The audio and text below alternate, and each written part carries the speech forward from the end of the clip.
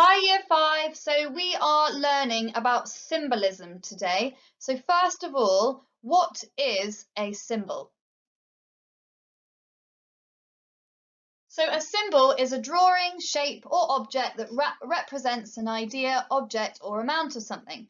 The most common symbols are letters, which are symbols of sounds. For example, the letter W symbolises the sound W. A symbol can be an actual object, such as the cross, a symbol of Christianity, or a certain colour or pattern. Symbols are often used in poetry and art and in business. So can you recognise these symbols here? So what's a logo? A logo is a symbol created to identify an organisation or a business. Here's one you might recognise. Do you recognise these symbols here?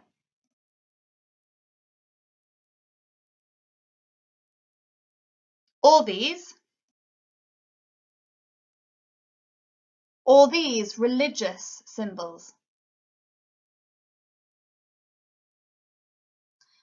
So the Aboriginal people of Australia were the first inhabitants of Australia 50,000 years ago.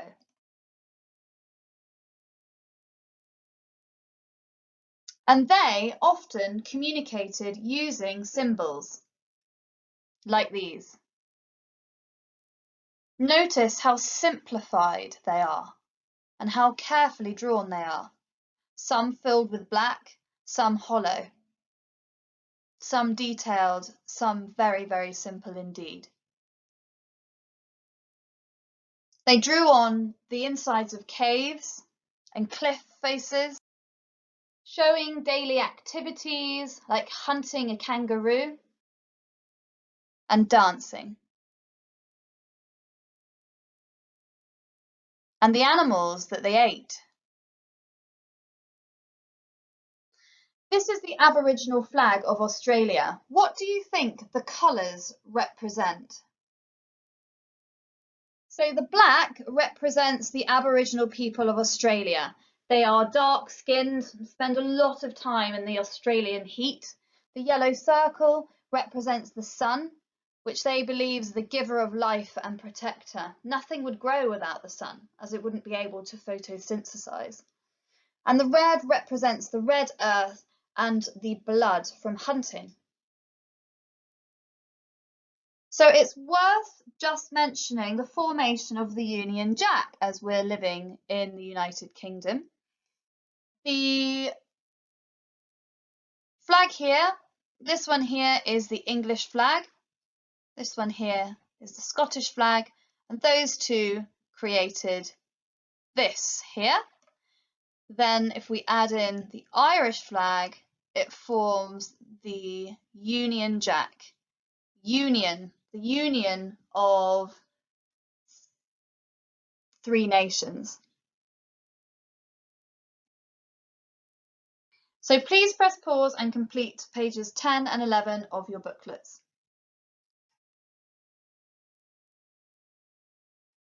So now I'd like you to turn over to page 12 and 13, and we're going to develop our design skills. So the Aboriginal people use symbols as a form of communication, which I've mentioned before. I'd like you to imagine living as an Aboriginal and design your own Aboriginal symbols on the opposite page within the grid. Your success criteria is it needs to be imaginative, they need to be very simple, and they need to be refined, and you need to have a vast range of ideas. So this symbol here is not refined. You can see it's got scraggly edges, it's been badly drawn. This one on the right has got lovely crisp edges and has been refined. So please make sure your drawings are beautifully refined, and do use a pencil to begin with and then go over them with a fine liner, or if you feel comfortable, go straight in there with a fine liner. Before you begin, I'd like you to flick back to page 1 to recap how the Aboriginals lived. Remember, you've got to pretend you're an Aboriginal, living in Australia 50,000 years ago. So no symbols of PS4s or Minecraft, please. All right, guys, have a wonderful half term. See you soon.